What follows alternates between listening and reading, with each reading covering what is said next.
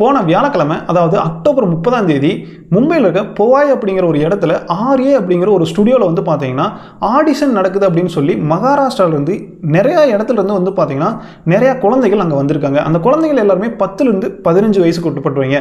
எதுக்காக வந்து ஆடிஷன் அப்படின்னு சொல்லி பார்க்குறப்ப ஒரு சீரியஸ் வந்து அந்த ஸ்டுடியோவில் வந்து ஒரு சீரியஸ் எடுக்க போவதாகவும் அதுக்கு ஆட்கள் எடுக்கிறதுக்காக ஆடிஷன் நடக்குது அப்படின்னு சொல்லி வர வச்சிருக்காங்க. இதை வர வச்சது யார் அப்படின்னு சொல்லி பார்த்தா அதாவது ஒரு 50 வயசு இருக்கிற ரோஹித் ஆர்யா அப்படிங்கிற அந்த ஆள் தான். அவர் யார் அப்படின்னு சொல்லி பார்க்குறப்ப சோசியல் என்டர்பிரனர் அப்படின்னு சொல்கிறாங்க. இவர் என்ன பண்ணியிருக்காருன்னா அக்டோபர் 30ஆம் தேதி அதாவது மதிய வாக்கில் அந்த குழந்தைகள் ஒரு 17 பேர் உள்ளே இருக்கும்போது ஸ்டுடியோக்குள்ளே இருக்கும்போது திடீர்னு கதவை மூடிக்கிட்டு இந்த குழந்தைகளை வந்து பார்த்தீங்கன்னா நான் பிணை கைதிகளாக பிடிச்சு வச்சிருக்கேன் அப்படின்னு சொல்லி அவர் வந்து அறிக்கை வந்து விடுறாரு.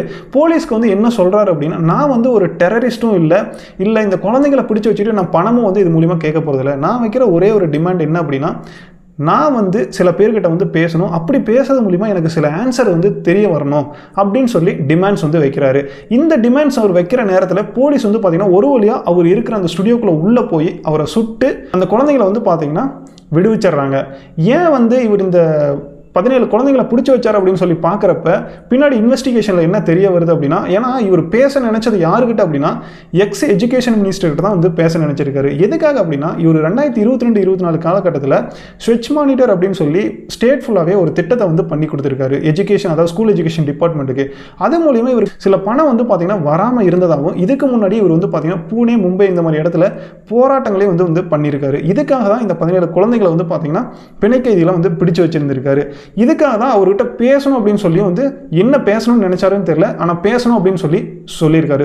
ஸோ இது மட்டும் இல்லாமல் வந்து பார்த்தீங்கன்னா இந்த குழந்தைகள் ஆடிஷன் வர சொன்னது மட்டும் இல்லாமல் சில பிரபலங்களுக்கும் ஃபோன் பண்ணி இவர் வந்து பார்த்தீங்கன்னா ஆடிஷன் இருக்கு அப்படின்னு சொல்லி தகவல் வந்து சொல்லியிருக்காரு. இதிலிருந்து நான் வந்து தப்பிச்சிட்டேன் அப்படின்னு சொல்லி ஒரு பிரபலம் வந்து பார்த்தீங்கன்னா ட்வீட்டே வந்து போட்டிருந்தாங்க. ஸோ அந்த அளவுக்கு வந்து பார்த்தீங்கன்னா இவர் வந்து சில விஷயங்கள் வந்து நான் பண்ணணும் இது மூலிமா வந்து பண்ணிக்கணும் அப்படின்னு சொல்லி அவர் அந்த ரோஹித் ஆர்யா அப்படிங்கிறவர் நினைச்சிருக்காரு.